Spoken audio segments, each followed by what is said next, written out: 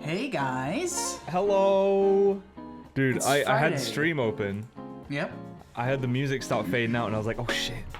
Oh shit. And then you like tease my dick for like another 8 seconds at least. Sorry. I can't believe you do that. Let me just get this fucking thing open here. How's it going, everybody? Pazzle Welcome to Podcast, we're back, The we're Salt here. Podcast. I am, as your always, boys. that Dutch geek. Hello. And I am, unfortunately, I have the displeasure of being Sir Duke 33. Yeah, how do you live your life? As Slowly. 33. You know, every day is just one day close to death, you know? I mean, Am I tired? No, but my eyes look fucking... I don't know. Like, I look like I haven't slept in like 3 days, but I don't know. I don't know. when's the last time you wore your glasses? A while ago.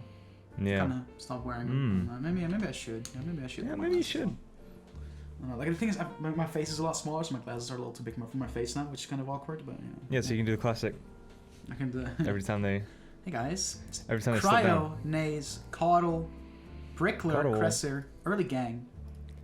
What's cracking? Early y'all? gang. This week, no guests. It's just gonna be yours truly and Dookie Boy over here. Probably gonna be talking mainly about World of Warcraft because that's basically all that I've got going on for me right now. And Duke is also. Maybe we'll squeeze in a little bit of Apex because new season coming up. I mean, this podcast, Or do you want to save that for next week when the season is out and we can go all over? I've got to Apex? talk about it. Yeah, that's fair. Yeah, because next week the season will be out. So it's like, the stuff that there is to talk about now will be irrelevant in a week, That's right? true. That's true. That's So true. like, there is stuff to talk about. I was basically, you know, we're always looking on ways to sort of improve everything we do, right? All of our content. Podcast is one of those things. And I always like, I have these, I mean, we're both the same pretty much in the respect that like we have like sudden bursts of like ooga, like clarity, you know what I mean? Yeah. And I was like, oh, maybe we'll try to do this. So I was like, instead of, because recently the podcast, I wouldn't say wishy-washy, but like unguided. Yeah, we just cover Unadulterated. a lot of things at the same time, and we kind of Yeah, we just kind of go over what we're thinking about. Yeah. And that, I think it'll get repetitive pretty quick, because like we usually will go over our weeks and then we'll just kind of riff on that. My favorite podcast that we've done lately was just the one where we ended up getting into like Resident Evil lore. I thought that was amazing. Yeah, that was dope. And so I kind of want to sort of recreate that a little bit Okay. over the coming weeks, because we play a lot of different games. I know we're going to be playing a lot of World of Warcraft, and we're going to be playing a lot of Apex. And like I've said before, and I'll say it again, like sometimes this podcast feels like the Apex podcast because it's been a mainstay since it came out, really. Like the Since only time Apex I came really out. took a break from the game was like season 4.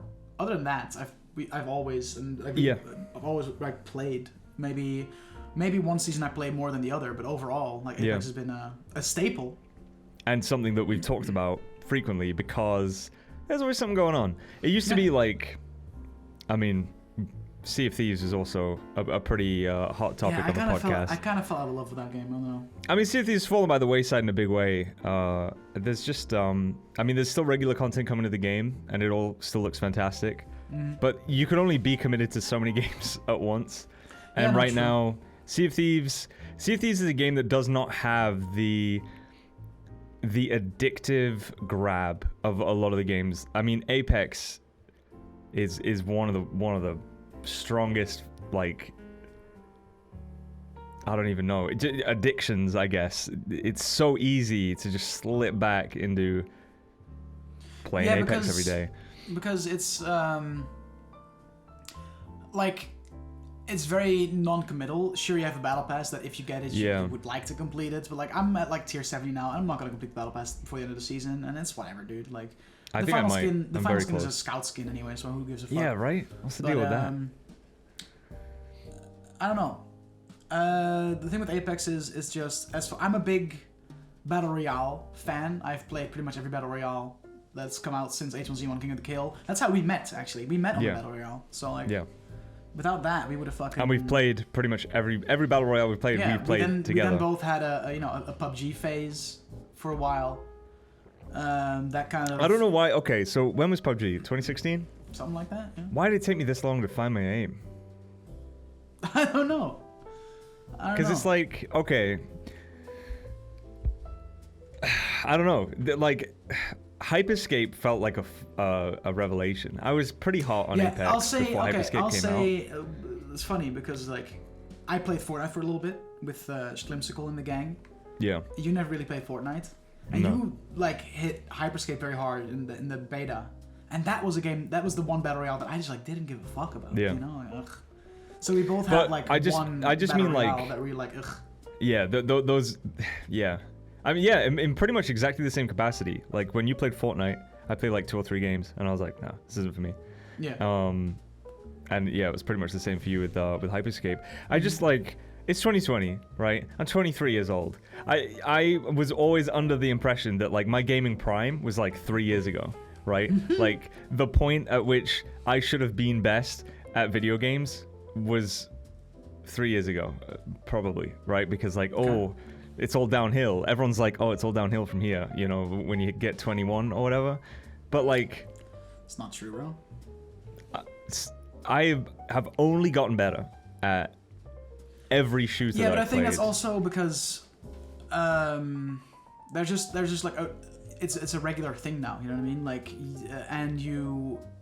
I don't know, like, tell me if I'm wrong, but since you're now streaming, you're playing a lot more of it. And in a lot like longer sessions without break, really, or is that not true at all? That's the way it is for me. Like I didn't really play competitive shooters until I hit H1Z1, King of the Kill. Yeah, but we were dreadful. Yeah. But that's what like my start, and ever since then, like I feel like Apex. You know, if I would have picked up Apex as the first BR I would play, I'd still be shit. But like not right now. I mean, okay, this is gonna sound dumb. I don't know. Okay. Yeah. Being good at shooters, to me, always felt like something that, like, you either have it or you don't. You know what I mean? That's not true. And clearly that's not true. But it's so odd. Because, I mean, I remember even Apex Season 1 when it came out, and I was like, dude, I'm shit at this. This sucks. You were really fucking hated it. And then, like, probably a week later, you know, was doing okay. And people were like, yeah, remember when you were being a little fucking bitch? Yep. But even then, like, I felt garbage. And now I feel good. I feel like I am good at a video game. And it's just strange. It's just like, I never thought... Like, I don't know. Like, I thought my shooter's prime was years ago. I played Call of Duty on console, and I was fucking hopped up on Monster Energy, listening to Hardstyle, and slaying on, you know, Team Deathmatch on Standoff or whatever on Black Ops 2. Like, and I didn't, like, it just always felt like, yeah, PC shooters, man, yeah, it's not for me. Because I always envisage the PC shooter to be like Boppo or like Soko when he was in his PUBG prime, where it's like their sensitivity is on like -5, and they're just like locked in and like insane, and you see the shots they hit and you're like, how? But it's I guess, yeah, I mean, I guess you do something for a long time, you get better. Who knew? Right? Who knew that experience builds skill? But it just always like, because like when it came to, I want to say serious gaming, but like competitive gaming, right? Something that I committed to a lot. Like Dota was my game, right? And like when Dota was my game, like PUBG was Soko's game, etc. And like, what was my game at that time? I honestly don't know. I think that was the time where I just... You were still doing single player stuff, yeah, you were on that sort of thing. And like, I felt like, oh, I'm good at Dota, right? And like, that's what I do. That's my shtick. But now I started playing Apex a lot, and who knew that I would get better at it? And it's just, yeah, it just feels like, it feels strange. Because, I don't know. It kind of came out of nowhere. Like I said, so Hyperscape, I was disgusting at that game. You were really good, yeah. Like, and what I think, was I don't know what it was. I think because It's the first shooter where, you know, because even in Apex is, there's a lot of hit scan there, but there's a little bit, you know, it's not quite hit scan, but it's also not quite like PUBG where you have to fucking lead your shots. I mean, in part, I'd say it is. I'd say there's very little hit scan unless you're at close range, right? So there's still... Yeah, no, but okay, yeah, but I mean, typically, I guess what I'm trying to say is, in Apex, except for like the sniper rifles, yeah, the bullets have a very little travel time. You know what I mean? So like, even with if you spray someone with R301 from 100 meters away, as long as your cursor is remotely like close to their body, you'll be fine. Yeah. Whereas in Hyperscape, it's just...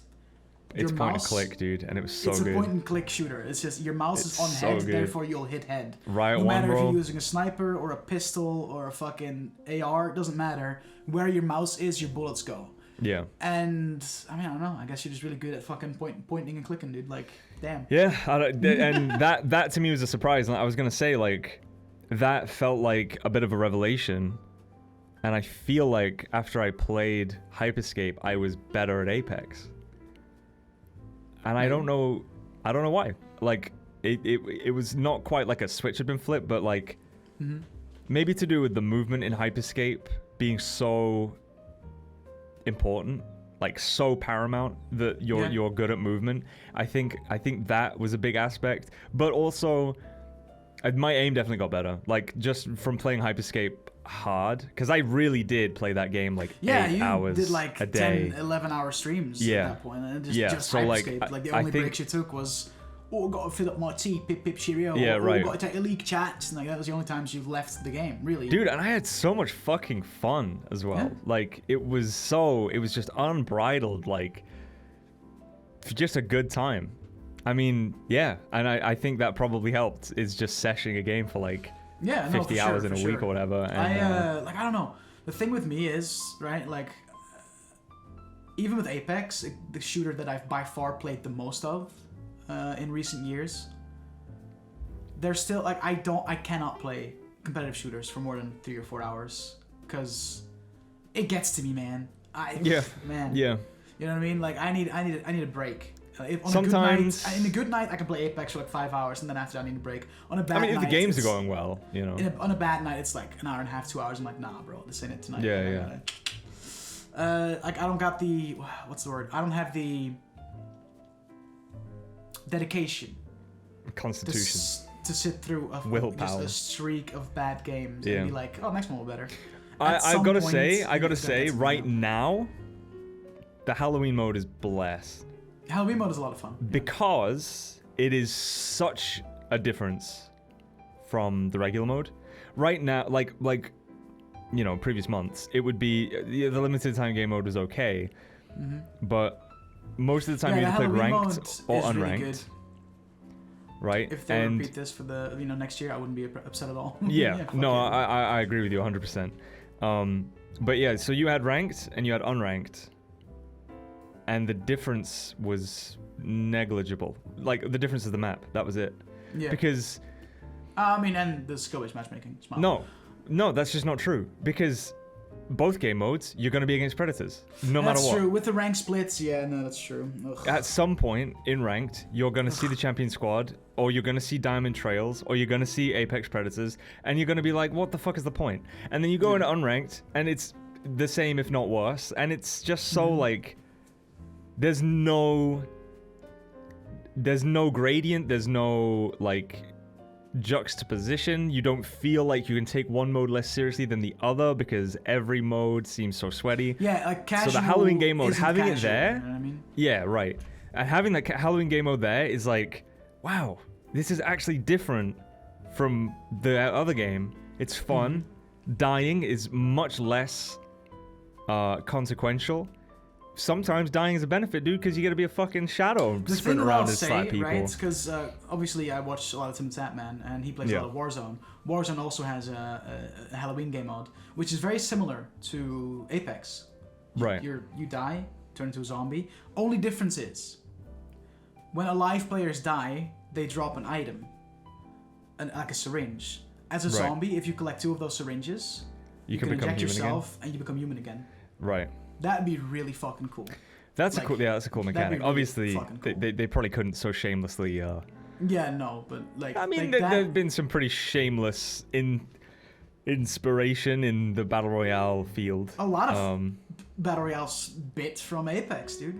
Like straight Yeah. up. I mean, The whole, I remember when the respawning your squad make mechanic that suddenly when that came into Fortnite. Like, what? Yeah, man. Fucking Blackouts. Was it Black Even Ops the, 3? The BR was like, oh yeah, the ultimate ability smile. Like, The what? jump glide was added to Fortnite, I think, after Apex came out, right? When you got those jump pads, and that No, I think might that be was the other way early. around. It was early on in Fortnite. Like they had like jump pads that you could jump off of. Like they were items you can pick up and throw them down. Boop. Yeah.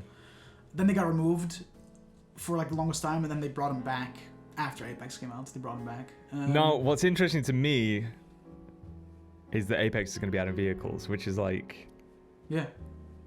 I mean, obviously there's a lot of battle royales up to this point that have had vehicles. Only now, in fact, if anything, no vehicles is kind of a selling point to us in Apex when it first came out. Yeah, but I I remember. think the reason they're adding vehicles is because apparently Olympus is huge. It looks massive. Okay, so since we're on this, I'll just do the rundown. Apex Season 7 is releasing on November 4th. Next Tuesday. In the last week, in fact, maybe the last 3 days, there have been 3 trailers. Right? They always do that. They always do that. They do like an Origins, like a new character trailer. This is the first year that I have been teaser, completely along for the ride. Trailer. This is the first year. I've never been this invested in a new Apex season. So they've got the 3 trailers. So they had the Stories from the Outlands for Horizon, the new Legend that looks really fucking cool. We've got the Apex Season 7 trailer, which is a cinematic trailer to introduce the new map and everything. And then the gameplay trailer, which came out today. And, God, dude, I'm so invested. I'm so fucking invested, ready. dude. Like, the Horizon looks really cool. The map looks beautiful, first of all. What's it called? I always forget. What? The map. Olympus. Olympus. It looks beautiful. It's bright, it's colorful. It's very like pristine, as in like it seems that it's all very just obviously World's Edge is a broken mess right now, Yeah. Right. Fucking King's Canyon, broken mess right now. And then you get to Olympus, which is just Oh, it is beautiful. So here's at a glance, right? So anyone who hasn't seen the trailer, I've linked them all on my Discord at some point in the video games channel because I'm just, like I said, locked in, dude. I'm very rarely this excited for something. And like, you know what I'm fucking scared for? Is playing on day one. Because it's not going to work. We're going to have to, though. Yeah, but it's not going to work. No, it's going to be annoying, but hey. It's going to take forever to install because the servers will be shit. Oh, true. I forgot about that. And then we're going to launch it up. Yeah, and they don't do like, wait, pause champ. The Steam? Maybe, because it's going to be on Steam now, the download won't be as fucked. But if they release it on Steam at the same time that the update is released on Origin... To reinstall the entire game? Yeah. So are they going to release it earlier on Steam so that we can download the game and then update it at the same time? Is there anything on Steam about Apex? Let me check real quick. Let me check the Steam store. I think there's just like this sort of pre-order kind of page and that's it. But yeah, so Season 7, it's coming to Steam. It says here release date November 5th. Oh, in that case, everyone's going to be on Origin on day one. Yikes. And the EA update servers are going to be the same either way, probably. There's a lot of very exciting changes coming that I'm sure we've already touched on, but yeah, it's coming to Steam, it's getting crossplay, and the new season just looks fucking awesome. There's going to be clans, which I wasn't that stoked about until I saw them in the trailer, and they actually look kind of fucking cool. Yeah, Sloppy Clan? Yeah, Sloppy Clan, it's going to happen. Day one. But yeah, it's just shaping up to be like one of the most exciting game updates.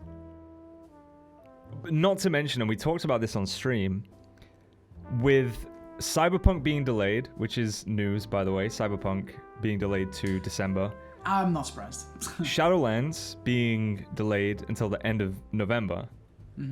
There's a big empty space. The Apex is just like hopping in, dude. And I watched that gameplay trailer and I saw Rampart put the fucking turret on the back of the car, and my eyes lit up, dude. It just all looks so good. It looks fucking amazing. I don't know how long I can gush about Apex, and we were like, oh, we're probably not gonna talk about Apex up, but holy fuck, right? Yeah, it looks but like insane. it's just because there's not much to talk about other than the season looks fucking sick. The map looks beautiful. New legend looks very interesting with, again, just unique abilities that none of the other legends really touch on. And I can't wait to fucking anti-vehicle weapons too. That's arc stars. Arc stars and the Sentinel with disruptor rounds. Yeah, it looks like, from the trailers at least, it looks like the vehicles are very susceptible to EMPs and shit. So like Crypto's drone, for instance, they're like, it seems that Arcstar's Crypto drone and the Charge of Sentinel. And I imagine under that umbrella, driving through Watson fences is gonna be a bad move, right? Yeah, true. So it seems that it's very like susceptible to things that do a lot of shield damage, like electricity type things. So I mean, we saw in the trailer, they're driving up a ramp, and one car Arcstar's the other, and that one car falls down into the hole. So if you put a Watson fence at the top of that ramp. Yeah, and then Rampart fucking charges up her Sentinel and shoots one of the cars, and the car immediately. Well, that was in the season 7 trailer. Yeah. But in the gameplay trailer, the Arcstar had exactly the same effect, and I'm thinking, imagine you put a Watson fence at the top of a ramp like that, someone's just gonna go like. Yeah. If it works the way that we assume it will, the stuff that looked really cool, and I'd seen this in like Modern Warfare in Warzone, and I was like, that seems kind of lame. Is that how it's supposed to work? Like people would chuck a trophy system on the front of the car. Yeah. And that's absolutely how it's supposed to work, obviously. It just didn't seem right. But, I mean, they showed it in the trailer, dude. Yeah, Gibraltar domes on cars, caustic traps on cars, Sheila on cars. That all looks very fucking cool. Yeah. I imagine... You're just fucking cruising and you whip out a Sheila, just fucking... Yeah, while you're driving. I imagine it's going to be wonky. I feel like there's going to be some issues with that. I mean, there's probably going to be some, like...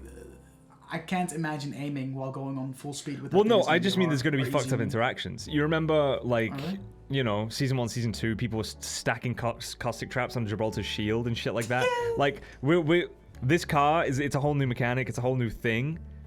We need to be ready for shit to get busted. And I'm talking about, like, I mean, the first thing that I'm seeing in my head is Rampart put Sheila on the back, and like Rampart's holding Sheila, and she's like off the back of the car. You know what I mean? Like, yeah. I imagine there's gonna be some shit like that we're gonna have to witness, and I'm sure there's gonna be other wonky interactions that are gonna need fixing. What are the new character's abilities? Well, we can talk about that. It seems that Horizon. We know one for sure. Has an anti-gravity grenade, which you can either use to boost yourself up to other places, or chuck them, the enemy team suddenly floats up and you can just fucking pop, pop, pop, like shooting clay missions pretty much. So if you played through the these like hidden missions in the current season, you can go to the firing range and you know the mysterious person talks to you and gives you these missions. Those missions lead up to you getting a card that activates gravity lifts on both maps. So those gravity lifts are literally her basic ability, it seems like. Yeah. Which I called, by the way. I just want to say. You did. Fucking called that shit. I know it's not exactly a hard guess. But ultimate looks very much like a Zarya ult, where it's like a graviton. It sucks things in. It's a black hole generator. But it's basically a black hole generator, whereas it sucks people that are in the vicinity, sucks them in. People can chuck fucking grenades in there, and I assume after the timer runs out, it just spits everything back out, and if the players are dead, they're dead, and if not, then they're not. Yeah, so there's very, like... it looks interesting. I don't know. There's a couple things to go on, but not a whole lot in terms of how the ult is going to work. The cinematic Season 7 trailer, Horizon throws it at a squad, it sucks that squad in, Pathfinder throws in a grenade after them, right? Yeah. And then they walk away. And it's like, is that embellishment, or is that really how it's going to work, you know? In the gameplay trailer... we see I don't think we see any squads involved, but one of her finishers seems to be like she sucks. There's a shot of the black hole in the middle of like skirmish with a Gibraltar ult raining down on it. Yeah. And I have no idea why. And I'm thinking this is either it's one of two things, okay? Either, like in the cinematic trailer for Season 7, the black hole can suck people in, and you can't shoot in, but you appear to be able to throw explosives into it with them. No idea how that's going to work. And maybe that's why they showcased it with the Gibraltar ult, where it's like, you know, you throw the black hole, you throw Gibraltar ult on top, and everyone inside is just getting blown to shit because the ult's raining on it. Or maybe it sucks in everything, and the implication is it sucked in the Gibraltar ult marker or something like that, and that's why the Gibraltar ult is raining down on there. But then that seems to be the same purpose. It would be cool, right? If you just throw this fucking black hole down and like loot on the floor is just like sucked in and shit like that. That would be cool. I have no idea how it's gonna work, but presumably it's gonna suck people in, and what happens to them after that, I don't fucking know. Who knows? But yeah. Any predictions for a passive? Probably something to do with the vehicles. Maybe. I would say that's a solid out. bet, but that makes her less effective on the other maps, so that wouldn't be it. True. Hear me. Oh, true. Actually. I mean, she has a little fucking robot floating around. What the fuck? The robot is the black hole thing. Oh. Because maybe it has the crystal in it. I don't know. Right. It's like either. I mean, they could. She's like a scientist. They could make her better with energy weapons, for example. Like that could be a passive, which seems like a cop out after the Rampart one, where it's like, you know, Rampart's just better with LMGs. Oh, her tactical ability, her passive ability got data mined. You want to know what it is? Horizon avoids fall stuns upon landing, so you can maneuver easier when falling down, and if you jump off high heights, instead of having to you can just hop down and you just immediately fucking skirt. So I wonder if that was ultimate ability, black hole. Horizon sends out a black hole that sucks in and damages nearby enemies. Right. Yeah, no, it just sucks in and damages them, and if you chuck grenades in, you do additional damage. So it just sucks people up, and you just fucking chuck explosives in there, and they just die. That seems fucking brutal. That seems way too good. So that'll be interesting. So one last thing before we move on from Apex. November 6th, Dutch, myself, and Soko are going to be playing in the November Showdown, the Indie Gaming League November Showdown. It's going to be late. It's going to be at 1 a.m. It's going to be a very late one for the EU boys, but playing in a tournament, that's pretty cool. Yeah. Like, there's no, like, it's not really like an official, like, oh, there's a prize in there, but it's just, we get to experience a tournament format for Apex, which is pretty cool. It's going to be a fun experience. Yeah, my last thoughts are, with it falling 2 days after the update, what if it's on the new map? Is it going to be on the new map? I kind of hope it is. That'd be cool, because that Bit means of a blank slate for everyone. Blank slate, right? That'd be fucking cool. That'd be, I think, kind of, no, because you can set up custom lobbies, so I imagine that you can pick your maps and shit. No, I don't know. It looks cool. I'm into it. You know, I will be streaming it. So November 6th, check that out. There'll be a month. Will we be streaming it with a delay? No, because it's not public lobbies. People can't like snipe us. It's all in a closed. Other players can. Oh, it's true. Yeah, other players can. Yeah, I'd say let's stream with a delay then, just in case. My thought is, it's not that serious, right? Like, we could stream without a delay, and given the kind of streamers we are, be better to stream without a delay. There aren't any rules regarding it. True. I mean, the official... I'd like to believe that other streamers won't snipe.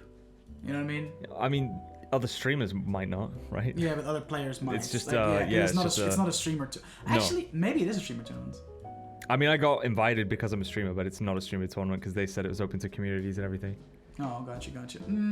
I would like, let's fuck the delay, and I would like to assume that people, you know, a little bit of a, you know, I have faith. If they feel, dude, if they feel they need stream snipe, bro, we'll shit on them anyway. So who cares? True, bro. True. And like, how bad can you stream snipe in Apex? You know. I guess we'll find out.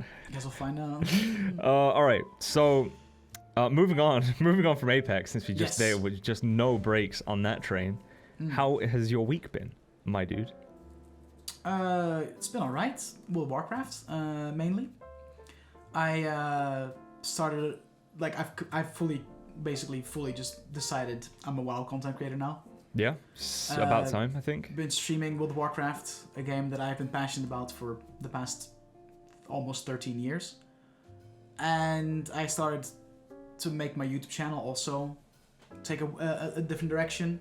And instead of it just being things from VODs, from Twitch and shit, which would be WoW gameplay, completely something different. Like I do like lore videos now and shit. I've uploaded 2. There'll be one up tomorrow, a little Halloween special. We're gonna be talking about the Headless Horseman and what his story is. That's gonna be cool. He actually has a proper canonical story within World of Warcraft. Yeah, he does. I can't wait to hear about it. And it's really cool to have variety. Like, even though my content is all based on the one game, my not YouTube just content gaming is content. completely different from my Twitch content, and that makes it very fun. Like, I wake up in the morning and I'll be like, yeah, I'll work on the script for the next WoW video, and then in the afternoon I'll be like looking for footage and things that I can implement in the video to kind of showcase that, and it's completely different from just I play WoW. Which is really cool, and the reception on YouTube has been really fucking good. Like, the first video got like 20-ish views in the first 24 hours, and is at like 60 now, which is insane. That's like the best a video's ever done in such a short amount of time. And the second video is up 24 hours and has 19 views. No dislikes, a lot of likes. People are digging it. I've gained like 9 subscribers over the past like week. So it's working, and people are enjoying it, which is cool. So that's really fun. Really fucking fun. I'm looking to, like, I want to kind of give my channel a more like WoW-esque look. Yeah. You know, overlays and shit, but that costs money, and I have none of that. I mean, I don't think you need to, you know, or like go too hard. What you've got right now, I think is good. Like, for instance, like a YouTube banner or something would be cool. You know, have like a little more on brand shit like that. And my panels down below are also very dated and you know. Yeah. But we'll tackle that bridge when we get there. But yeah, no, my week has been really good. Started a completely foreign type of content for me, which is something that I'm still very much learning, but it's being received well, and that's motivating me even fucking more. I gotta say that it's good. It's a good watch. The scripts were good. I appreciate it. I learned shit about WoW, and I cared. I don't know. And I had a Para give me some pointers. He was like, yeah, aim for like 7 to 12 minutes. That's when the algorithm is like, ooh, yeah. So that's what I'm aiming for. Shit like that. So just keep those fucking thumbnails clickbaity. I mean, 7 to 12 minutes is good, right? But never feel like you have to go at least 7 minutes if you don't have a huge amount to talk about, obviously. Like, if you got to do a little sneaky bonus that's only 4 minutes long or something, just play it off that it's a sneaky bonus video because it's only 4 minutes. Yeah, no, and the thing is as well, but I think, like, if I want to talk about, say, Sylvanas, for instance, who has so much fucking to talk about. Oh, that's a 2-parter, at least. Yeah. Like, if that's going to be like a 40-minute video, just cut that bitch up into like 3 or 4 pieces and do it that way, you know what I mean? And then I don't know. When you get to that point of like 40-minute video essay on Sylvanas, like, that sounds kind of good. What I'll do probably is I'll upload the parts and then also upload the full thing, like, you know, as like a. I think, and this is with my completely baseless with my zero YouTube knowledge. I watch a lot of YouTube. I would say go for one or the other. I wouldn't say go, 4 parts and then the whole thing, because that just seems, I don't know. Like, you could throw them in a playlist, for example, and like make sure those videos play next or whatever. But I think if you do a big video, I think you stick to the parts, because then people who stumble on one of the parts may end up watching 4 of your videos, for starters. Yeah, that's true. Yeah, that's true. Right? Yeah. But also, I think, you know, and then people who were along for the ride, they don't want to get, like, a video in your sub box that's basically a re-upload of 4 parts. But yeah, I think it's definitely a good fucking facet to your content. Yeah, no, I'm really like the fact that those videos are like already like I'm saying, you know, 20 views is a lot. It is. For me, it's that's huge. For your YouTube channel. Yeah, like that's 20 huge. views in 24 hours is huge. Is a big deal. And now it's like you said, 60 views already on that first video, right? Yeah, in like 3 days. And I looked at the breakdown and it's about 50-50. Like 50% of the people that watched the video were already subscribed and 50% weren't. So like, which is also fucking huge. There's definitely a lot of new people that see the videos. Yeah, where are they coming from? I don't know. All right. So your week. I'm really stoked about just this new like endeavor that I'm taking when it comes to WoW, and that's like, the best thing is I found my niche. You know, it feels good. You put in effort for something new, and you reap the benefits. You know, you're already getting like POG feedback, immediate response, rather than putting in a bunch of work and putting something out there and it has a mediocre performance, but you're like, oh well, I'm gonna keep it up. Instead, it's like, dude, this was a good idea. This was exactly. Like I immediately got like, and also like the one that has like 60 views now also has like 15 likes. So that means a quarter of people that watched liked the video as well. You know, which also helps. Like it's crazy because I did some like research obviously, and it's like, even leaving dislikes, bro, doesn't matter. Just interaction on the video, whether it's a like or dislike, exactly, or a comment, helps the algorithm pick it up. Even if you dislike a video, it'll still boost it in the algorithm because people are interacting with the video. So just like the videos, guys, and subscribe and leave comments, even if they're dumb comments about Ursock being a fucking thickie, because it does help. Yeah, it does help. But yeah. It's been a good week then. !YouTube. I suppose. Well, unless you're already watching this on YouTube, which, holy shit, I can't believe this took us so long to get to. Path the Salt has an official YouTube channel now, and this will be the first video on it. This is Path the Salt. That's a lie. The para interview. Is on there as well. Para interview. So this will be the first. Nothing. You and me video on it. I guess, yeah, I guess. But it's been a fucking ride. Yeah. But that's where we're going to be uploading all the Path the Salt from now on to the Path the Salt YouTube channel. !PTS. Go hit up that channel, subscribe, because that's where all the PTS VODs are going to be. And if you're watching there, hey guys, check us out on Twitch. Links are in the description. Good to have you. We both stream on Twitch. Yes. We've got to get like an intro down. Yeah. You know. An outro.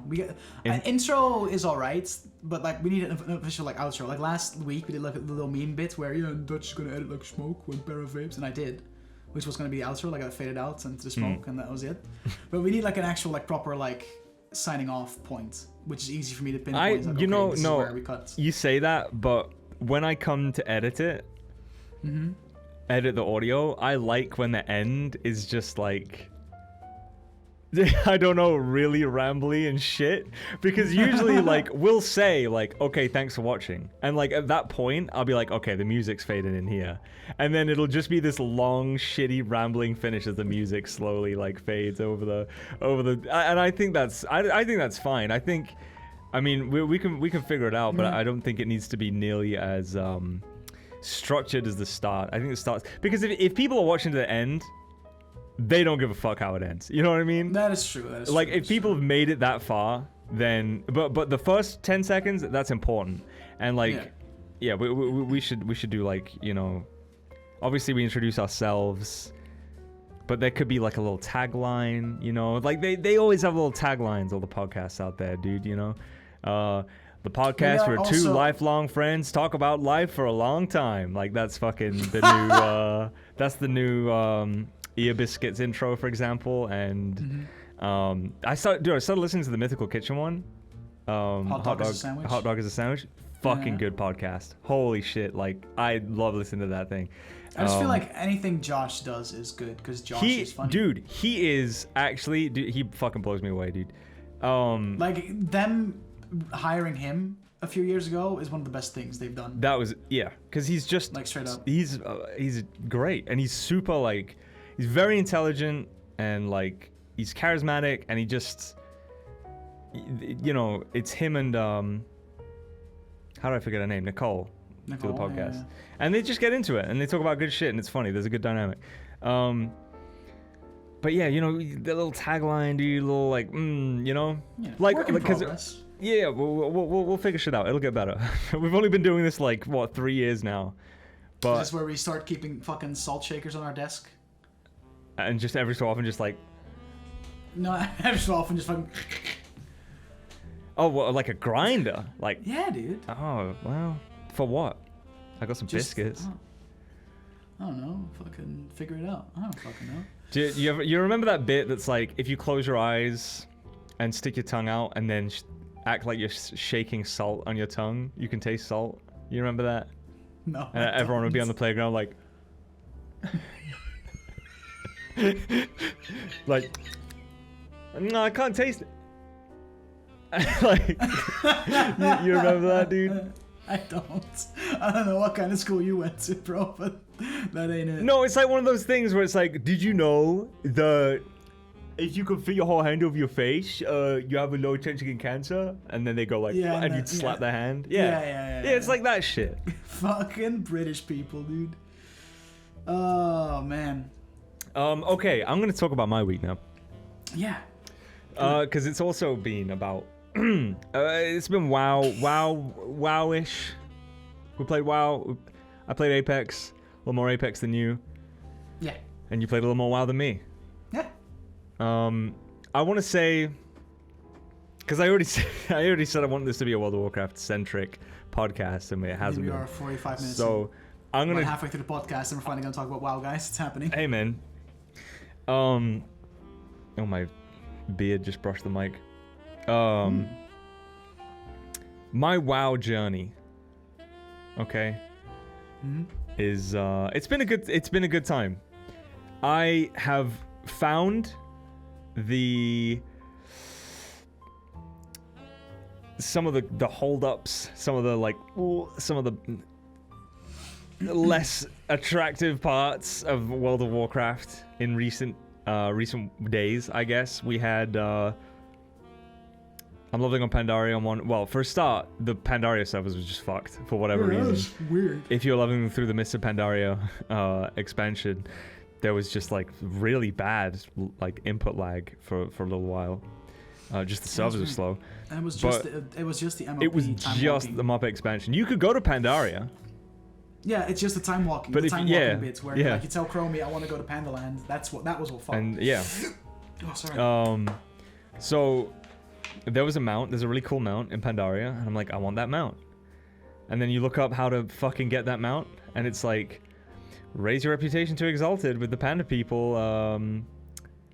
How do I do that? Oh, there's 4 dailies that you have to do every day. You can get a total of like 1,500 rep, and you need a 20,000. So I'm like, cool. So I'm going to spend like at least a week and a half doing these same quests every single day. Only a week and a half? Count yourself lucky, bro. Jesus. Well, it changes. So to get from Honored to Revered, I think. 12k.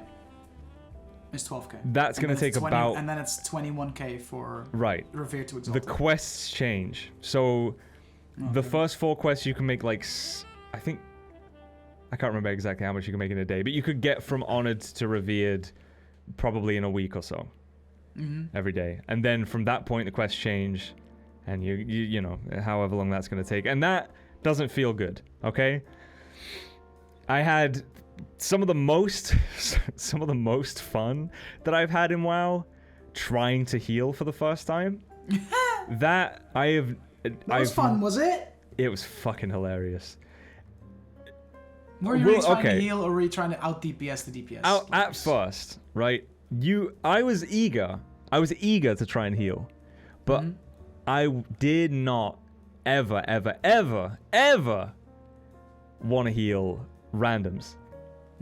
Because I hate when you get the random that's shit and you're like, this random shit, right? And I didn't want to be, literally my first time ever healing in an MMO, I didn't want to be the random in someone's party that sucked fucking balls. And like, that's what happened. The first couple dungeons we did, I kept moving my hotkeys around. I didn't know what the fuck I was doing. I didn't know how to heal. I was like, Jesus Christ, how do I keep pressing the wrong button. I kept like using my dispel or using my interrupt and not targeting people I wanted to heal. Not to mention some add-ons, bro. Not to mention that the first dungeon we did, we had a really bad tank.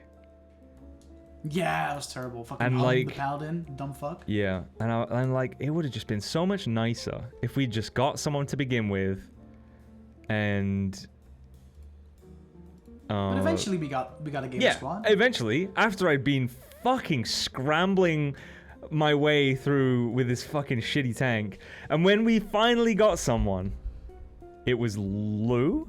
No. Lou. Beanie at first, but then Lou. Yeah. Dude, I was so mad. I was so mad. I want this on the record. Artist formerly known as Gypsy. I played Final Fantasy XIV quite a lot. That was like my MMO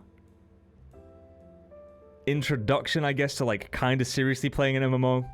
And I played DPS, and Shay played tank. And the dumbest... Wait, am I remembering that right? I think so. I don't know. Anyway, the dumbest shit in Final Fantasy... Like, every class is pretty capable of doing some kind of damage, and we'll talk about that in WoW in a sec. It was so stupid when you got a healer in the instance, and they would just spam cure on the tank. And that's all they did. You could go through pulls where the tank wouldn't drop below 75% health, and the healer could be doing damage and speeding up those pulls. But they would just sit and spam cure on the tank, and that's all they did, right? And that shit... really, that annoyed me, right? I hated that because there's no reason to be spamming cure on the tank. We could just be getting through the instance. We could just be, we'd be in like a shitty low-level dungeon, and everyone's just there to get through it because they had fucking dailies or whatever, and this healer was just slowing it down for everybody. So we start doing fucking Hellfire Ramparts. Ethan's tanking. We're getting through the pulls. And then he's like, oh, imagine DPSing when I'm not full health. And I was like, what? Did you die? Did we wipe?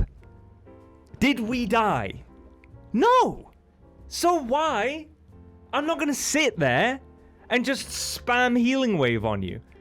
I've got chain lightning. I've got fucking lava wave. Okay? Fucking stop. All right? Now...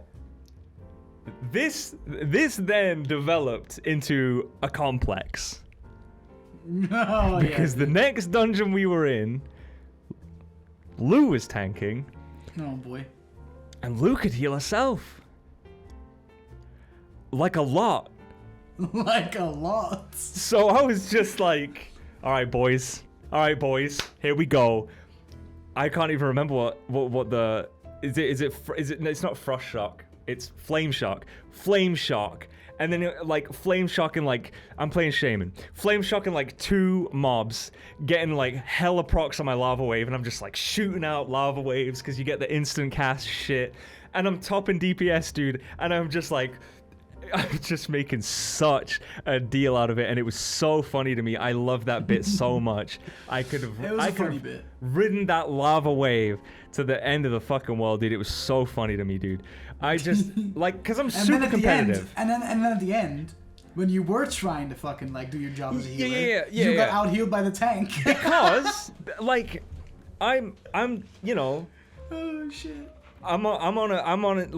the way I function, I'm not even gonna try and heal the tank if they're on 80% health, right? And Lou would just keep herself topped up. So there was no reason for me to heal Lou. So then when I try, it's like I can't even get my healing stats up because her health is full all the time.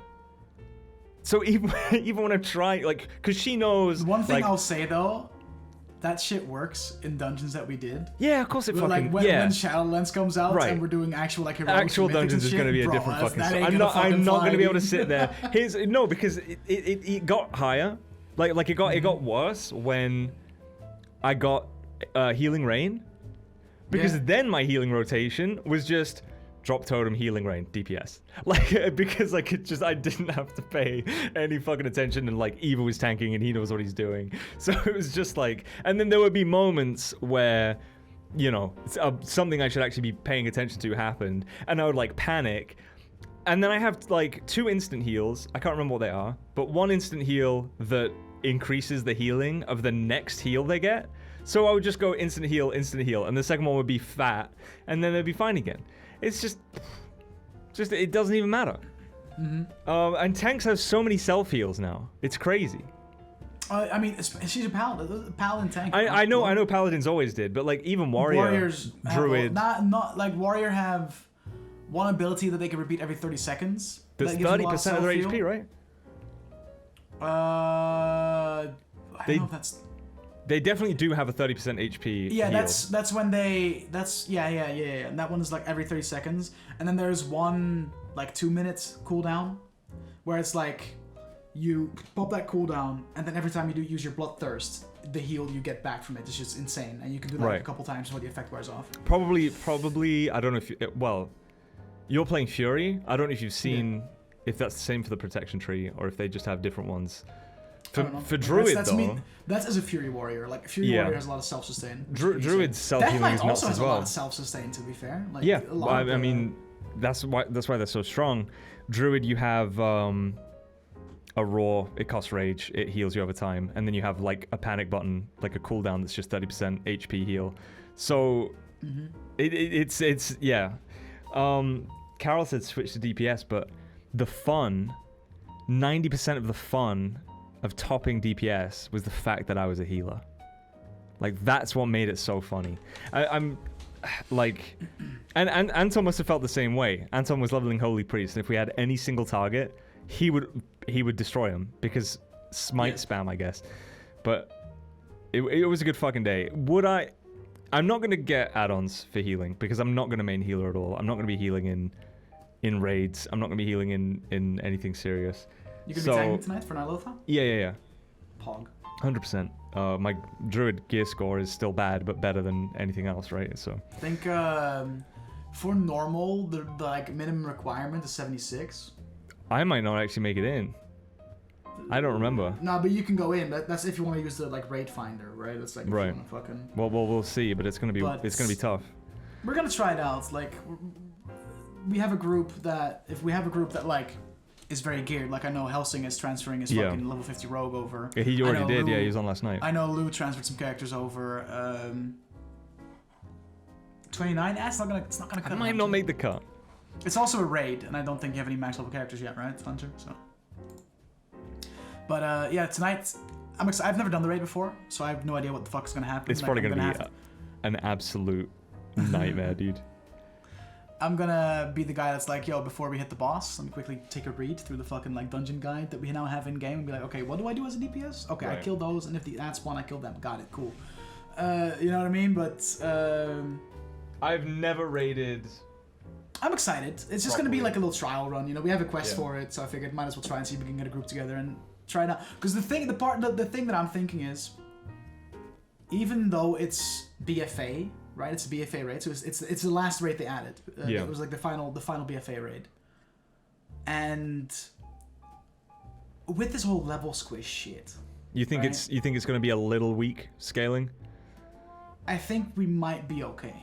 We would need people who are max. We're going to need Eva, basically, is what I'm trying to say.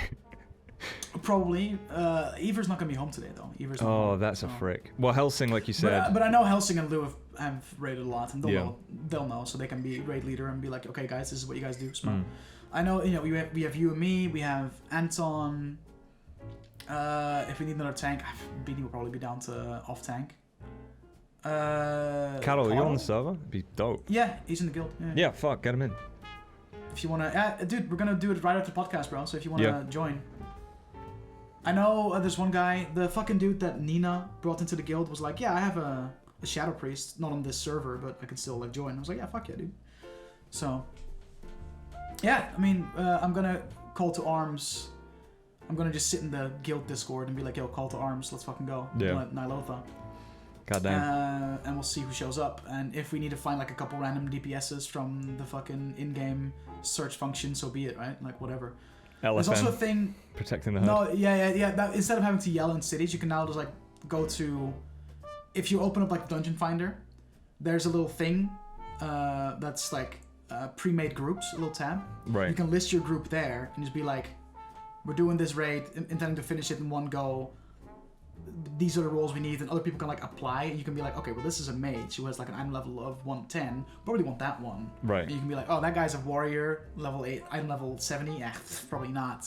So that'll probably be how we like, if we have gaps, we'll fill them up that way. Okay. So. But basically, the way it works as well, apparently, is instead of it being like dedicated 10, 25, whatever man, it's now just like the raid scales to however many people you have. As long as you have 2 tanks, 2 healers, doesn't matter if you have 6 DPS, 7, 8, 9, 10, doesn't matter. It automatically scales like, okay, right. There's 12 people in this raid group, therefore. Oh, okay. Oh, so we're not going to be worried about having more than 10 either. No, if we have more than 10, it's fine. If you have less than 10, it's difficult. Like 10 is the minimum. You're right. But if you no, have what more I than was worried 10, about is that's like fine. if we get hella people show up and we're like. No, we should be alright. We should be alright because Yeah. it scales. Right. We can have 14 DPS, and there you go. Okay, dude. So it'll be my first time ever raiding. Yeah, we're doing the normal mode. Like, we're not doing heroic or mythic Yeah. or whatever. Like, we're just doing the normal one for the quest and just to get a bit of a taste for, like, you know, like. Yeah, what we're going to be doing in Shadowlands probably. People have selected their roles. Like, Duke wants the main tank, Anton wants the main heal, Para wants to be main healer.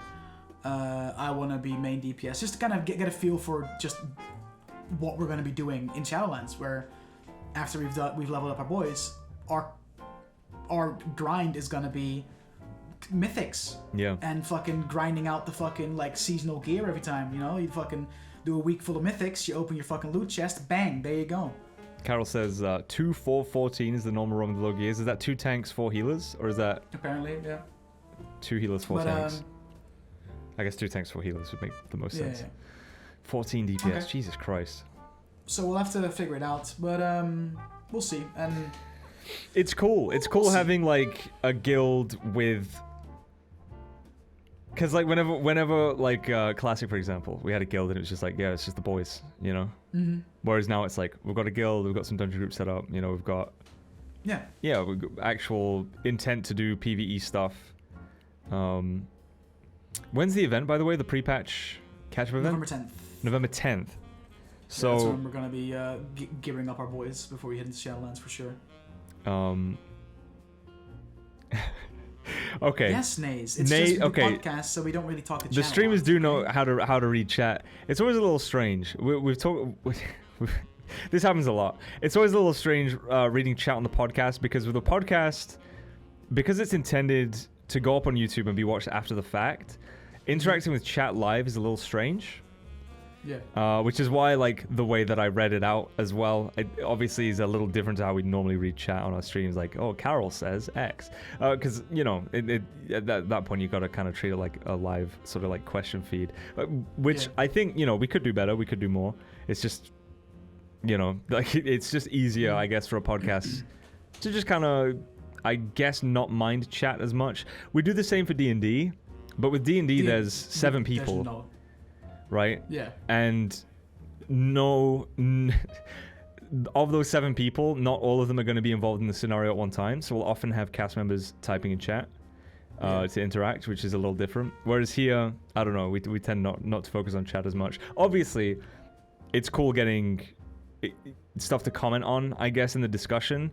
But stuff like hi streamer, usually we don't really interact with as much. Just because we got topics we want to talk about.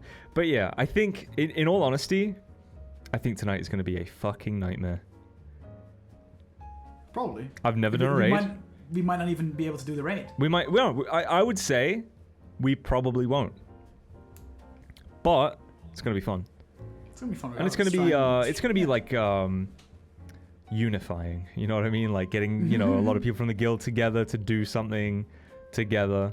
I'm a little divided on whether I'll stream it or not. I don't think I will. I think I'm just going to try and I think I'm just going to try and chill this evening, slouch in my chair, one hand in my fucking sweatpants while I tank,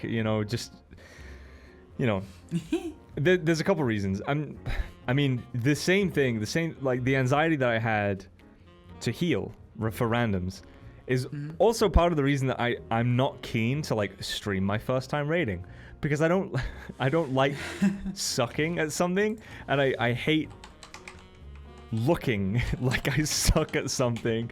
So I would love to be able to be a little more capable before I start putting it out there, but also, we're going to be starting at like 9. It'll be a little late. So I probably won't be streaming this evening. No, we'll stay on topic. I was about to just fly off topic, but we'll stay on topic. So we're doing Nilotha is the raid? Yeah, Nilotha. And it's the last raid of BFA. So what were the other raids of BFA? It started with the Battle of the Zal'alor. Zal'alor, the fucking capital city of the Horde. Yeah. Zandalar. Where it's really cool. That raid is really cool because, like, as a Horde, you'll fight against, like, King Mechatork will be a boss. Fucking Jaina Proudmoore will be a boss. Because, like, the Alliance invades the Horde capital city of the expansion, which is really cool. Then... Raids... BFA... After that... Let me just quickly have a look, because I forgot. Yeah, while you look it up, I was just going to say... I wasn't really a big fucking raider. Anyone who plays Hearthstone a lot, or is particularly interested in Warcraft lore, Hearthstone currently has a single-player thing called the Book of Heroes. And it's really fucking cool. You play through like the origin storylines of a lot of the heroes from Hearthstone. I think so far I've played as Rexxar and Jaina, and you just see like where they started, how they got where they. I got it. By okay, how they got where they are. It's super cool. I've been having a good time playing it. I love Warcraft lore. So, yeah. The first raid was Uldir, which oh, Gahoon! That one. Oh, yeah, they can't stop talking about Gahoon. Yeah, then the Battle of the Zal'alor, which is the one I talked about. Yeah. Then you had Crucible of Storms, which was the third raid, which was a very short raid. It was kind of like a hold you over until the next raid came out. Then we had the Eternal Palace, which was in Nazjatar, which is where you finally fight Queen Ashara, who has been a character. Is your fucking cursor on my face right now? Oh yeah, it is. Lol. Thanks, man. And then the final raid was Nilotha, where you fucking fight an old god. You fight N'Zoth. N'Zoth. Yeah. Okay. What's the deal with the old gods? What's the deal with the old gods? Yeah. A lot. The old gods, there's been several old gods that kind of like. Okay, I just want to Azeroth as a planet, right? Try and get a little brief overview. If there's a hierarchy, you'd have the old gods, and then the Titans. Old gods were kind of like the old gods and the Titans. Are like they made the universe, right? With each other. Oh, they're at war. Okay. Yeah. The Titans created Azeroth. Azeroth has a Titan spirit in it, which is the whole the heart of Azeroth. Yeah. Azeroth is not just the name of the planet; it's also the name of the Titan spirit that lives within it. And if that spirit dies, so does the planet. It's female, by the way, guys. It is female. Symptom Azeroth, baby. And there are several old gods that kind of feed off of these Titan spirits. They've gone from planet to planet, and there's been 4 major ones that have infested Azeroth. That started with Cthulhu back in Vanilla WoW. He was the final boss of Anchorage. Yeah. Then we had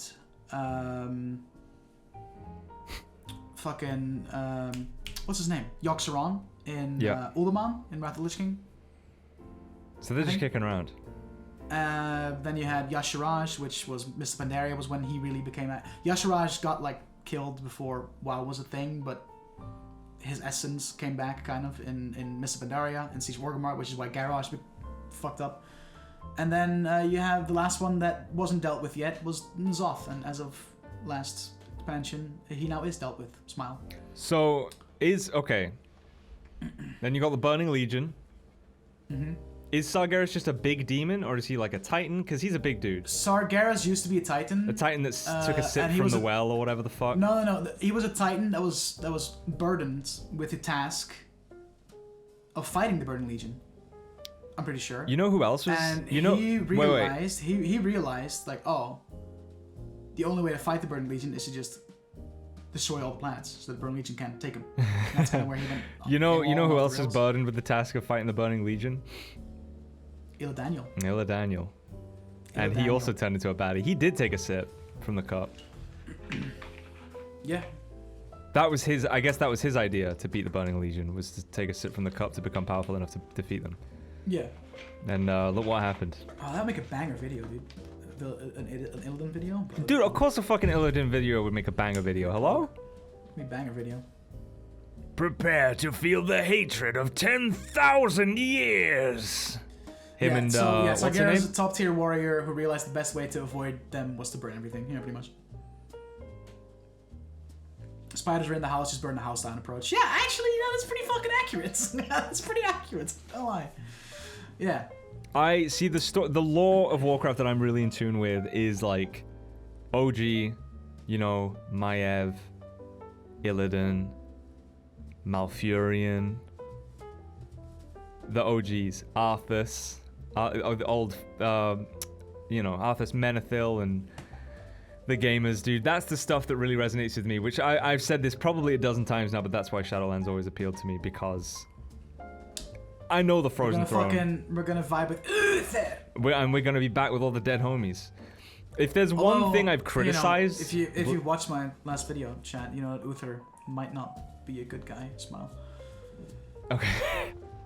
Spoilers? Basically, in Bastion, there's, the Kyrian Covenant. These well, if you've watched people. What are they called? The little Shadowlands, animated things. Afterlives? Yeah. If you've watched that, you probably kind of caught wind of the fact. Basically, there's a faction of those angel people called the Forsworn, which is people that either get their wings granted to them prematurely, or people that fail to claim their wings and just their soul becomes darker and kind of bitter, and they spread just doubt like a plague over the lands. And with Uther getting his wings, even though he wasn't ready, and him, instead of bringing Arthur's soul to the Arbiter to get judged, just yeeting him into the maw, kind of set the path for him to become a Forsworn. Yeah, he looks like be a great guy. Well, I mean, I'm sure there's a lot of ways you can theorize on it. His soul was split in half. Yeah, because what if when you get stabbed at Frostmourne took the good half, and he's because the thing is, that's the whole thing. Right? Frostmourne sucks your soul in. Yeah. But you see in that video that he right before he dies, he does a little prayer to the light, and when he gets stabbed, his soul gets split in two, and one half made it to the Shadowlands and one half didn't. Did Arthas became the Lich King, and in the Wrath of the Lich King expansion, at the end of it, you kill him. But we are going to be seeing him this expansion, because he's in the maw chilling, and that's where we're going. Yeah. So basically, that's Warcraft gonna be so 3... cool, dude. That's gonna be so fucking cool, dude. We're gonna fucking hang out with all the dead homies. High poly Arthas, dude? Maybe, I would Warcraft so. 3, the Frozen Throne, concluded with... Frostmourne is shattered, so the souls get released. Arthas becoming the Lich King. When Frostmourne got shattered, a lot of souls. The thing is, though, what I'm talking about, is,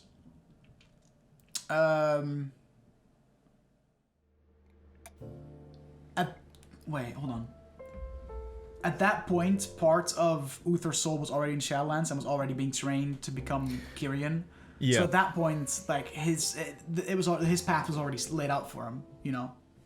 So it's, might be a little, I don't know. Like we don't know. Like hopefully we'll learn what exactly is up with that when the expansion is out. But like, as far as we know now, like this is what we know, and that's not much. You know what I mean? But yeah, with Uther's. Oh. I mean, I was just kind of riffing about Uther's soul, obviously being split in two. No idea if the other half's coming back, right? I mean, who fucking knows if that's even a possibility. Because, I don't know. Because typically, the thing is, when a soul dies, they don't automatically go to the Shadowlands. Like, they have to be picked up by one of the Kyrian. But at that point, Uther was already in Shadowlands, whole or not. So, like... Oh, so you think his other half's just drifting out there? Maybe. Yeah, well, because if the other half of his soul is out there, it's going in the Maw. Yeah. Because the Arbiter's gone dormant. The Arbiter went dormant. Well, I suppose, when was Frostmourne shattered? Oh yeah, no, that was like the Arbiter went dormant as of Legion. After Legion, yeah. A lot of time. So that's like what, 4, 5, 6 years, 7 years. Bro, he really destroyed Frostmourne. Fucking Tyrion Fordring did, dude. He fucking. Have you ever done the Lich King boss fight?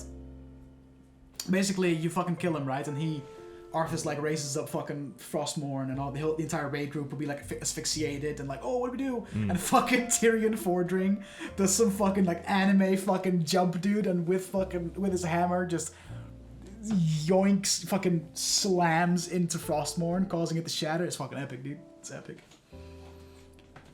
And destroys. Oh, bro, it's kind of a big deal. I mean. So he then, dude, you know what was so whack to me is like the way Tyrion looks, and I was like, what happened there? And it's like he just got breathed on by a dragon really hard, and now he's like, Bolvar. Oh, sorry, yeah, Bolvar. Yeah, at the Wrath Bolvar. Ford Dragon. Ford Dragon. Yeah. He is the Lich King now, right? That's what happened. Yeah, he is. He took over the throne. Yes. He just got breathed on by a dragon, and now he's like Dragon Fireman. Like, imagine. Mm-hmm.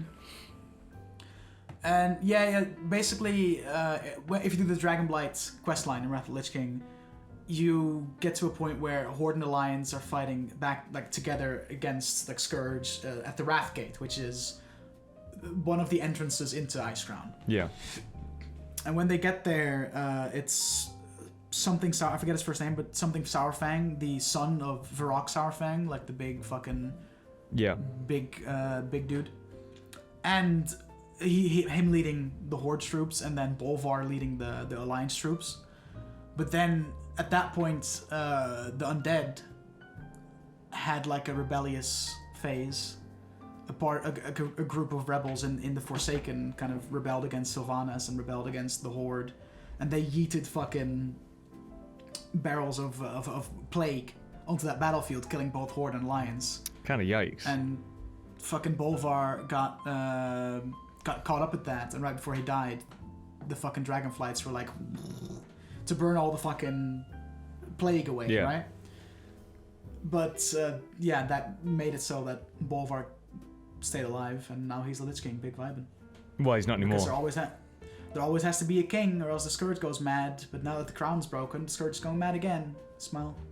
I mean, dude, the whole thing's kind of wild. I've like I said, I've always had a criticism of Blizzard in this obsession with, I don't know if anti-heroes is the word, but like, I mean, look at Sylvanas, right? Look at Illidan. Look at Arthas. You have a good guy, they turn bad guy. Sylvanas, like, double, triple cross turn bad guy. Illidan has been there and back again, right? I mean, that's the difference though. Like, Illidan was never a bad guy.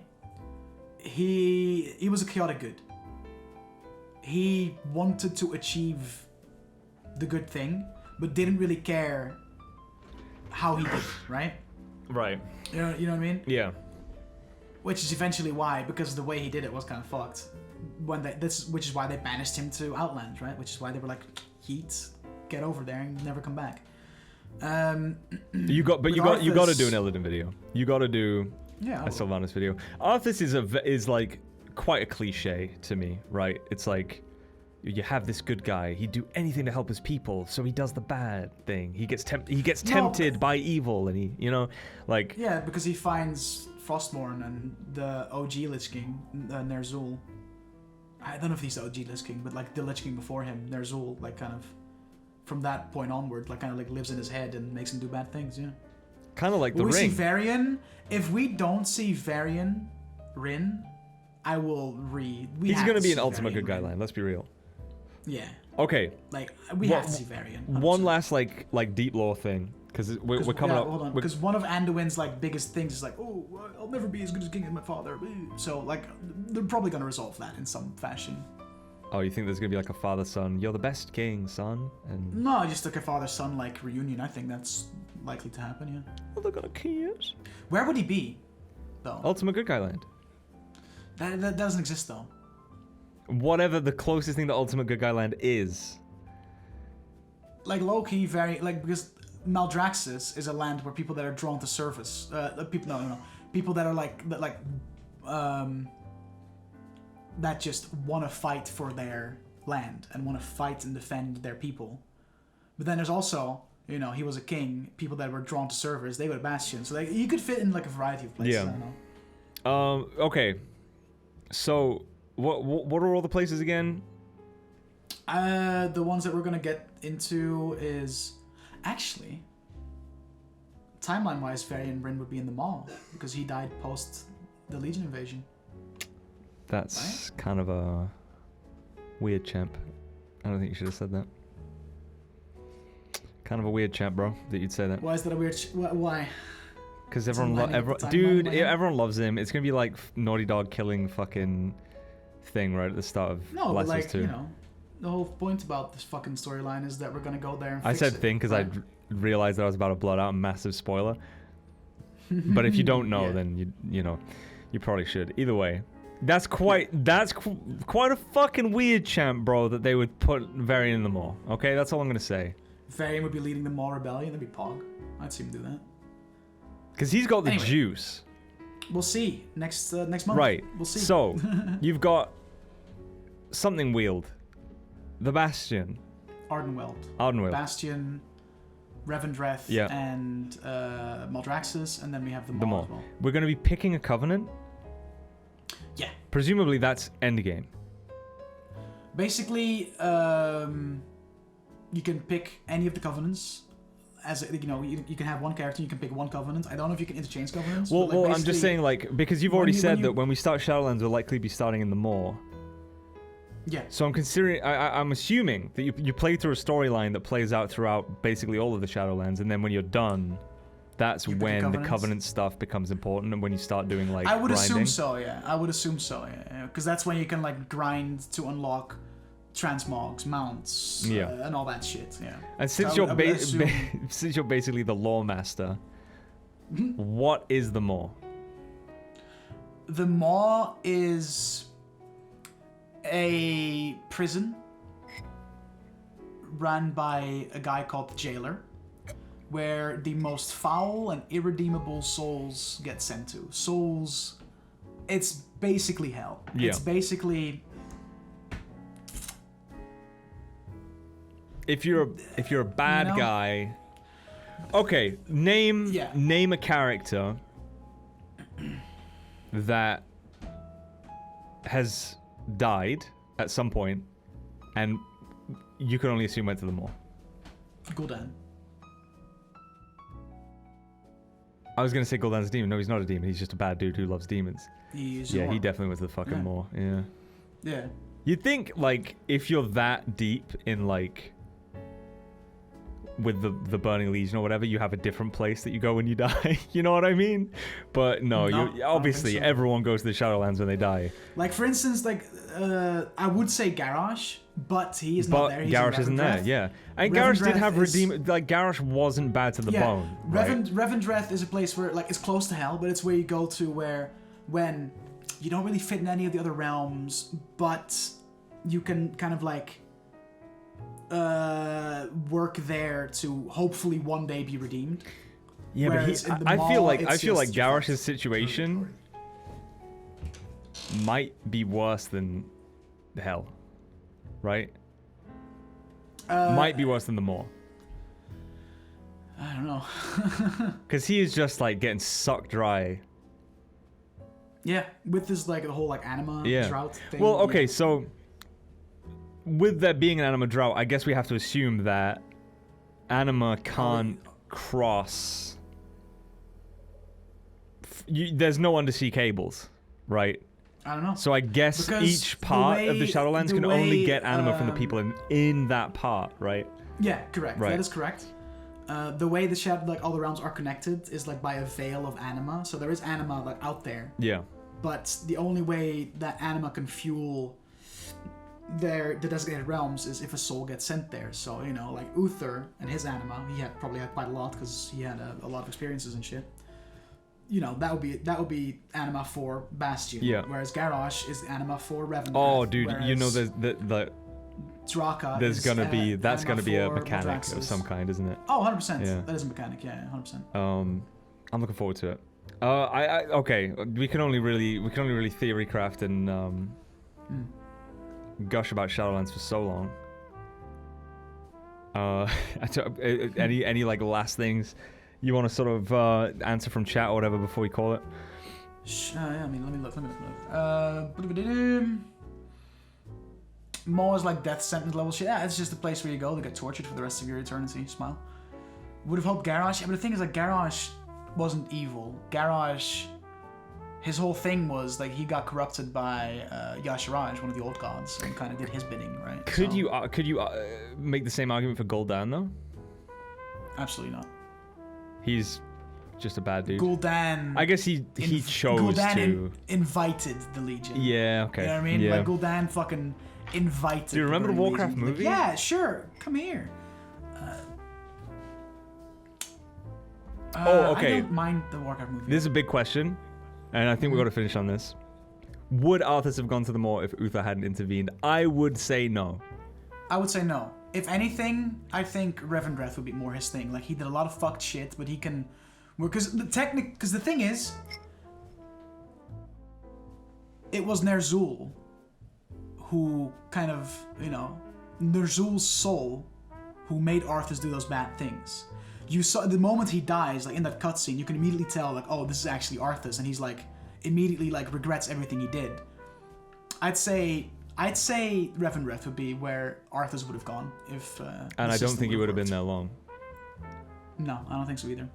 Because in like before, you know, Gul'dan opened the door and pushed the Legion in, yeah, pretty much. Like, hey guys, before come. taking up Frostmourne, Arthas was a prince, a paladin, and a hero of his people.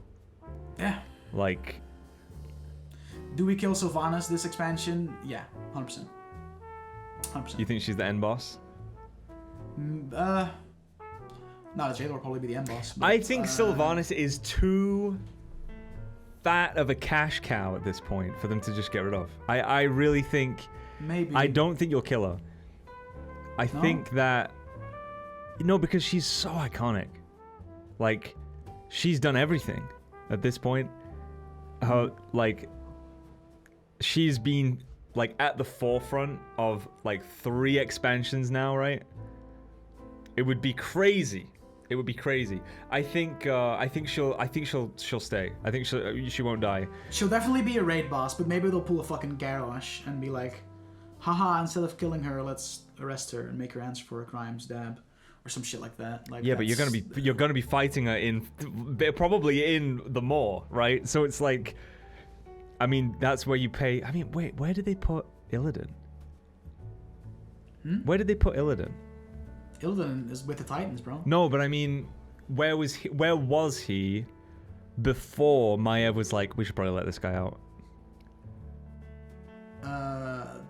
Okay. Illidan never died, right? In Burning Crusade, he just got banished to Outland. No, and so in Warcraft 3, Illidan was in prison for 10,000 years or whatever. Yeah. He'd been in prison for a really long time. Yeah, in the Vault of the Wardens. Right. Which is a place you visit, and also a dungeon in the Broken Isles, where the Legion Yeah, so because Maiev is a warden. That's where you break him free from, and that's when him and the demon hunters come back into play because you break them free in that prison. So could you put Sylvanas in there? Probably not. She seems like a pretty ridiculously powerful... She seems OP. I feel like if you've got someone that... Sounds good, Beanie. If you've got someone that can walk into Icecrown and just fucking destroy it... Yeah, because apparently, ever since the end of Wrath of the Lich King, when she yeeted herself off fucking Icecrown Citadel, she's made this deal with the jailer because she was dead. She was at the Shadowlands. Yeah, now she's a Banshee Queen. And she came back, and every soul that went to the maw made her more powerful. Right. Which is why, especially post Legion, she did all that heinous shit. Well, that explains why she's getting... It seems like she's getting more and more powerful. Yeah. Yeah. Because it is. Because every soul that feeds the maw makes her more powerful. Which is why she burned down Teldrassil. Which is why she led a lot of Horde, but also Alliance people to die. Because the more people that fucking die, the more powerful she gets. Because she wanted people to fucking die. She doesn't give a fuck whether it's her side or the other side. Any death is a death, which makes her more powerful. Man, rip Vol'jin, dude. Take back what crown? The fucking Helm of Domination is fucking broken, Beanie. It's fact. It's fact. But yeah. Yeah, I wonder how we're gonna do that, because even, after Shadowlands is over, the Scourge are still gonna be running rampant unless we find a fucking replacement crown. Probably. Oh, well, here's a thought. Azeroth is the planet. Icecrown is on Azeroth. Yeah. Is the Shadowlands part of Azeroth's world? No, the Shadowlands sees every world where living creatures live, where there's living creatures. So why Shadowlands reaches. Why is there a specific point on Azeroth? Because every world has an anchor to the Shadowlands. Every world has an anchor. Whatever built that fucking anchor, we're getting them to come back and fix it. And if you look at the character model for the jailer, right? He has like a neck piece. Yeah. That looks exactly like similar architecture sort of thing. Architecture sort of thing, design. As the Helm of Domination, it's like the black with like the pointy things. Well, then like it's gonna be down to the Titans. Or whoever. Like, it looks like the jailer might have worn the helm before it got onto Azeroth at one point. My guess is that the Titans or whoever is presumably they put Icecrown there, right? Mm-hmm. They put the jailer there as the jailer, which is a kind of shitty job, right? I mean, what's the guy's name? Hades from Hercules? Yeah. It's like that sort of job. Like, can't be that great. And so the jailer... I mean, essentially the devil, right? Yeah. Kind of. Yeah. Well, it's sort of. The devil with, like, extra steps, I guess. Because if we're going to compare Maw to Hell, then the jailer would be Satan. Yeah, but I feel like the jailer, like, even in the name, has, like, a responsibility to it. And, like, clearly he's so does Satan, right? Like, in the actual, like... Well, yeah, but I just mean, like, clearly the jailer had a responsibility of some kind.